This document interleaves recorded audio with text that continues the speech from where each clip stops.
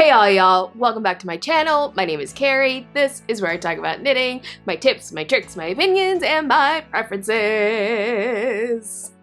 And sometimes I sing. If you've been crafting for any amount of time, you know the best thing that you can ever hear is if someone says, oh, that looks handmade.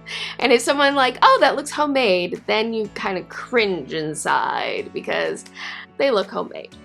But what is the difference? How do you go from something looking homemade to handmade? Well, it really is about the details. And in knitting in the round, a lot of those details are in how we join our work in the round, because it's just a place in knitting when you're knitting tubes, getting it joined in the round, there's just a lot of things that can go wrong. One of those things that can go a little wonky, a little haywire, is the join between the last stitch and the first stitch of the round. You know, right in that spot as you're joining in the round, not everything is tidy. You're having to bridge the space between two needles, and you're having to connect two stitches that are otherwise not connected in any way. A lot of times what happens is you get this running thread between the first and last stitch that's long and sloppy. And when I first started learning how to knit, I was told, oh, don't worry about that. It'll just kind of magically work its way out and be fine by the time you're done. It was never fine by the time I was done. It was never fine. I don't know who thought that was good advice. That was some lousy advice I got. Anyway, turns out there's a lot of ways, a lot of strategies that you can employ to avoid that loose, sloppy start to your round. So hit subscribe, hit the notification bell, give this video a thumbs up, and let's knit.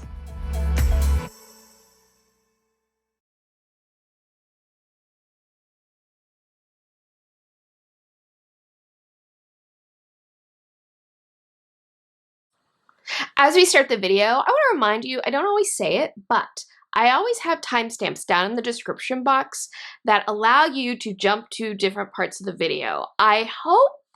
I request that you watch the entire video at least once. You never know what great funny moment or tip I'm going to throw in to the mix of the topic of the video. But if you do need to skip around, if you want to skip around, you can always go down the description box and click on the timestamp. It'll take you right to that section of the video. What am I talking about with the gap and a loose running thread? Well, this is what I'm talking about right here.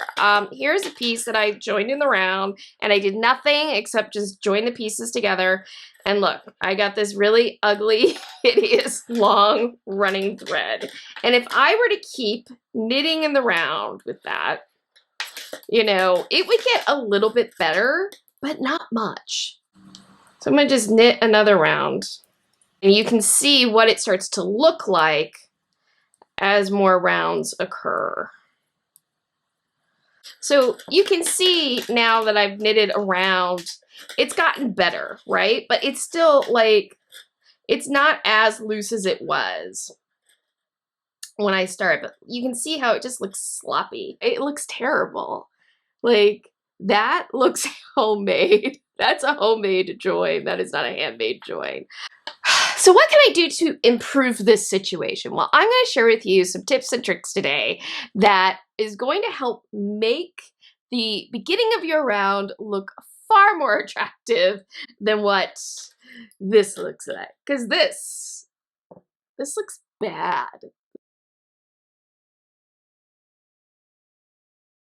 First method I'm going to show you to join in the round and get a lovely start is to actually knit the first couple of stitches with both my tail and the working yarn held together.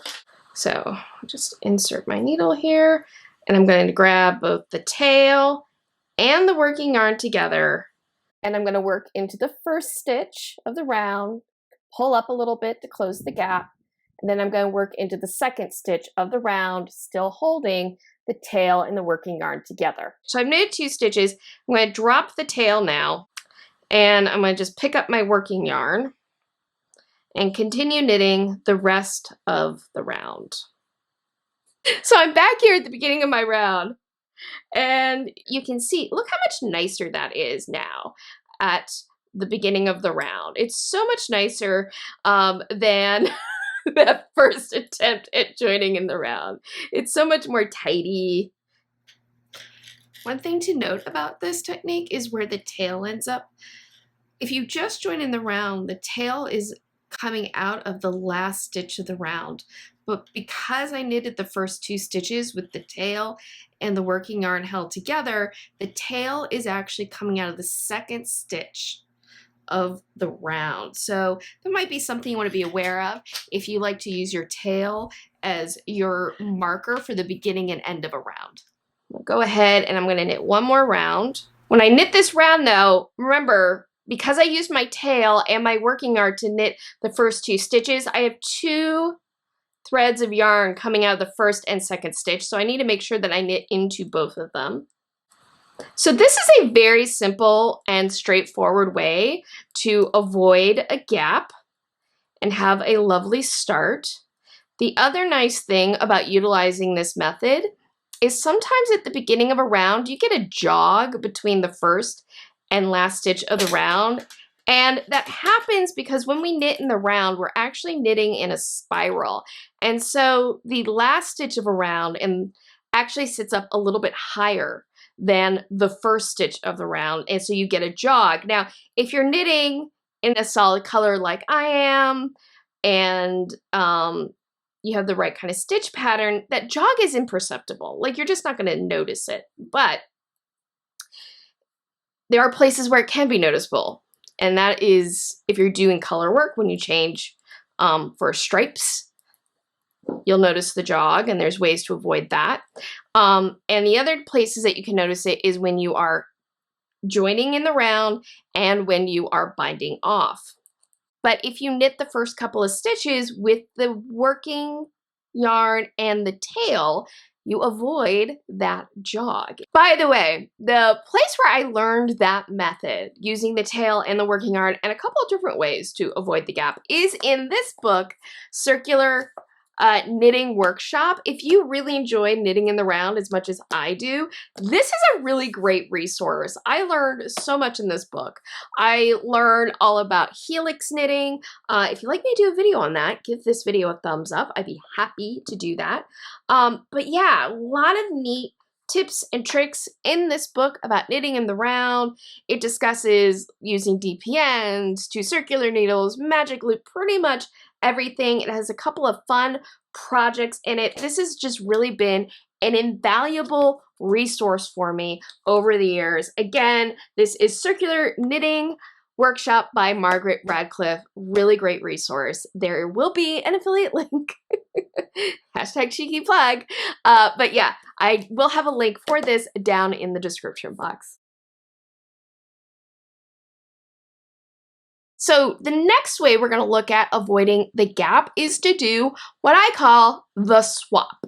What is the swap? Well, the swap is actually swapping the first and last stitches. And what I'm going to do is I'm going to swap the first stitch of the round and the last stitch of the round. By swapping their positions, you tighten up everything that's here at the beginning of the round and you avoid the gap. So I'm going to take this needle and I'm going to just slip as if to purl the first stitch here, and I'm going to move it here to the back. Needle. I'm going to bring this needle up. So here's my first stitch. Here's my last stitch of the round. They're both now on the same needle.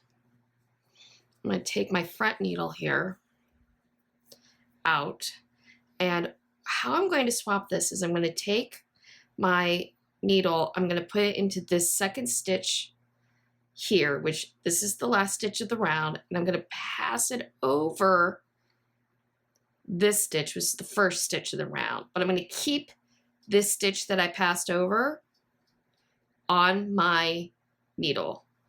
Pull that out. Tighten that up a little. And now I'm ready to just start knitting in the round. So that's what you're doing. You're basically passing the last stitch of the round over the first stitch of the round before you start knitting in the round. Here's my working yarn. I'm it in.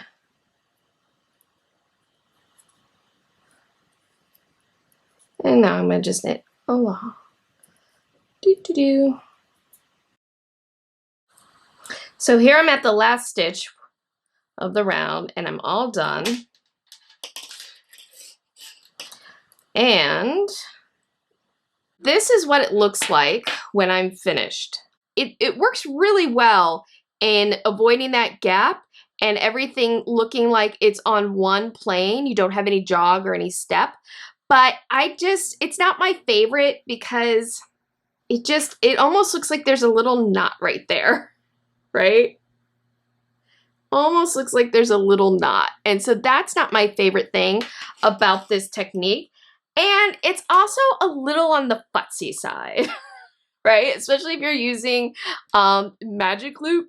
This technique is a little bit on the futzy side for me. And I think that there are other techniques that are just as easy to do that get even better results. So this isn't my favorite way of avoiding that gap.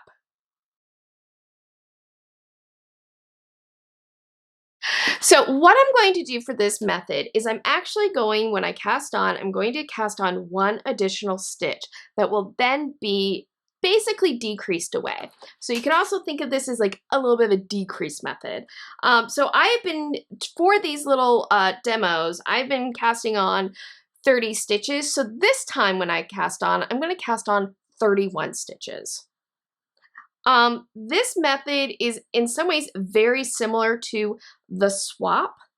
The difference is when I pass the stitch over, I'm going to be decreasing it away or binding it off and not knitting it. Okay, so now I have 31 stitches on my needle, which is one more than what I need to knit in the round. So again, I'm going to take my right needle and just slip as if to purl this first stitch of the round and move it to the back cable so that it's next to my last stitch of the round. I'll pull this cable up, pull this back needle up, get those stitches on. And now what I'm going to do is here's my first stitch of the round, here's my last stitch of the round. I'm going to just take my right needle, bring it into this last stitch of the round and slip that over the top of the first stitch of the round. Okay, so this first stitch of the round is really now the last stitch of the round. And now I have 30 stitches again, and I'm ready to just knit.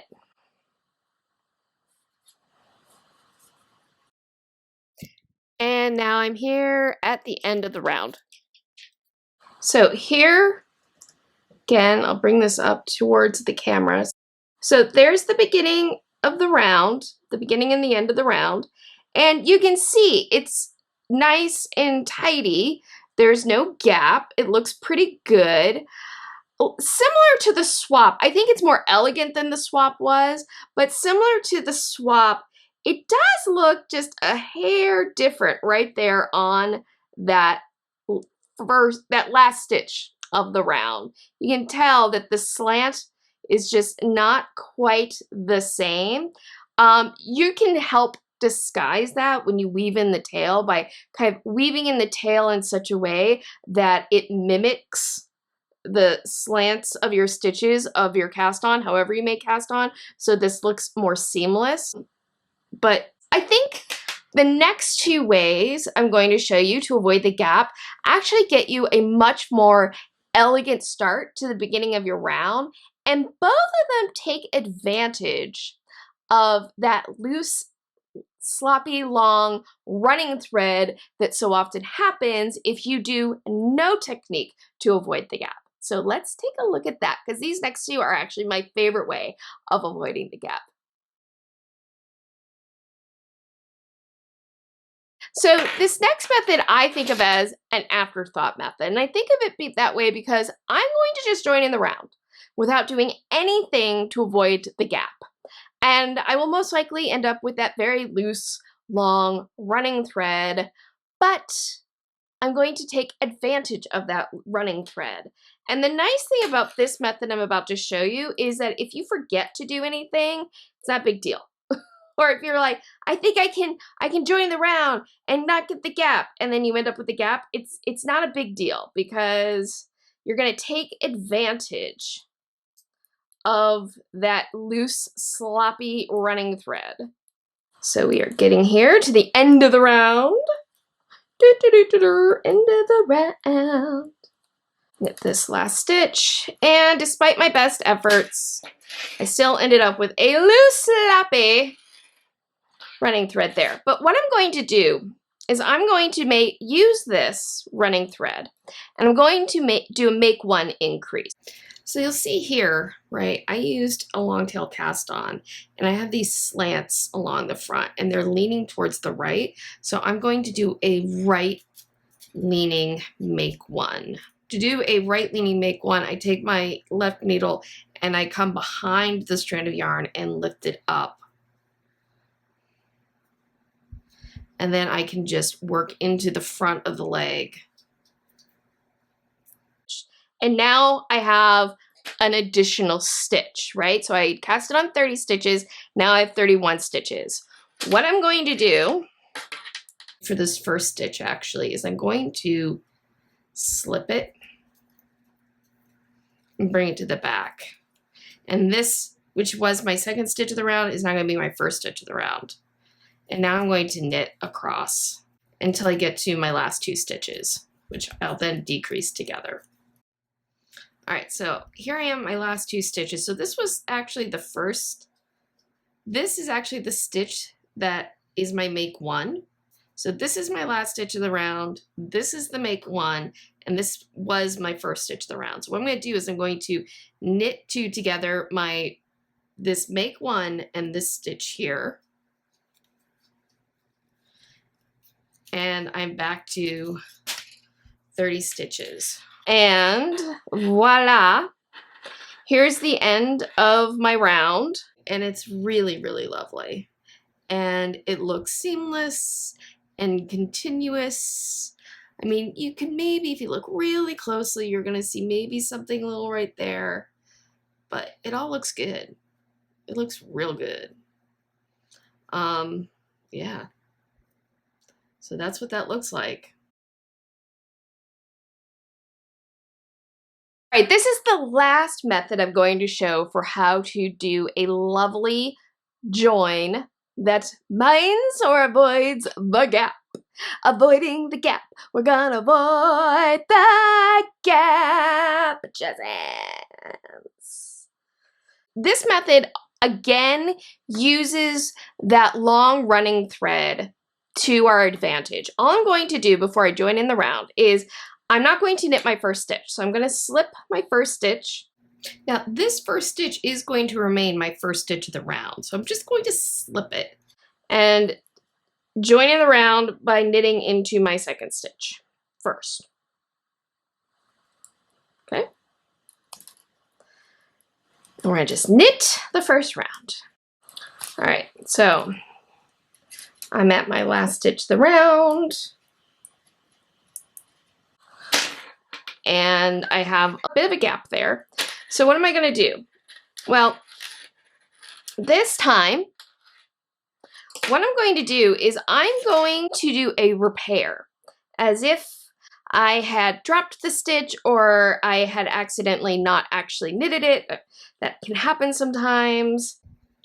So to repair this, I'm going to slip this onto my right needle like this, and then I'm going to lift that running thread up on the needle as well. So here's my first stitch. That's the running thread. I'm going to just take my left needle and use my left needle to pass that stitch over the running thread, and then move the repaired stitch back to my left needle. And voila! And now I'm going to just knit mine around as if I had knitted that stitch from the very beginning. All right. Let's take a look at this now. And you can see I have a lovely start to the round. It really is lovely. Like, the biggest drawback is forgetting to slip the stitch. But if you do forget, and I have done that, I have started the round and forgotten to slip the stitch. If you forget to slip the stitch, you can always then use the afterthought method where you do the make one and you do the increase and then you decrease that make one away. So, you know, there's kind of a built-in built-in safety hatch in case you forget to slip the first stitch. But after you do this the first time, slipping the first stitch becomes like automatic. I would say of all the methods that I've shown today, this and the first method of working the tail and the working yarn together for the first couple of stitches are my two favorite methods to avoiding any gap. If you're someone that really likes to have your tail as your marker for the beginning of the round, you might prefer keeping your tail on the last stitch, in which case this might be the best method for you. If you don't care about that sort of thing, if you don't utilize your tail like that for keeping track of the beginning of the end of your round, you might really like the first method. Or you might like one of the other methods that we showed today. There's so many that you can choose from. And of course, depending on your situation, what you are knitting, you might prefer one method over another based on the circumstances of your work. What do you think? Do one of these methods appeal to you? Do you utilize one of these methods? Do you want to try a new way of minding the gap when you're joining the round? I would love to hear about down in the comments down below. Also, do you have any favorite tip or trick to avoid a gap or a nasty start to the beginning of your round that was not covered in today's video? I would love to hear about it. One of the great things about having a YouTube community is I learn so much from you, and everybody who watches one of these videos gets to learn from you as well. So it is a community, and I want to thank you so much for being a part of this community and watching a video today. Please make sure to subscribe and hit the notification bell. When you hit the notification bell, that will make sure that you get an alert whenever I start a new live stream or upload a new video. If you'd like to keep up to date on everything that's happening with Carrie CraftGeek, me, my crafting, my YouTube, what's going on, what my thoughts are, you can always follow me on social media. You can find all my social media down in the description box, as well as links to the materials that I utilized today. These will include affiliate links that are clearly marked, and if you click on an affiliate link, it'll take you to a website where you can do a little bit of shopping. If you make a purchase, then I might receive a small commission. If you don't feel like shopping, but you would like to leave me a tip, you can also buy me a coffee. Any tips I receive, any commissions that I receive get reinvested back into the channel. It helps me buy supplies for demonstration, for reviews. It helps me upgrade equipment so I can keep making this channel and this community the best I possibly can for all of you to enjoy. And my mission for all of this is to help spread the joy and love of crafting. So thank you so much for your support. And if you're like, can't do any of that, totally understand. Simply liking, sharing, and subscribing are the best way to support this community. Thank you so much for joining me today. I hope that you have a wonderful day, evening, weekend, weeknight, whenever you may be watching this. And as always, happy health and happy crafting. Bye!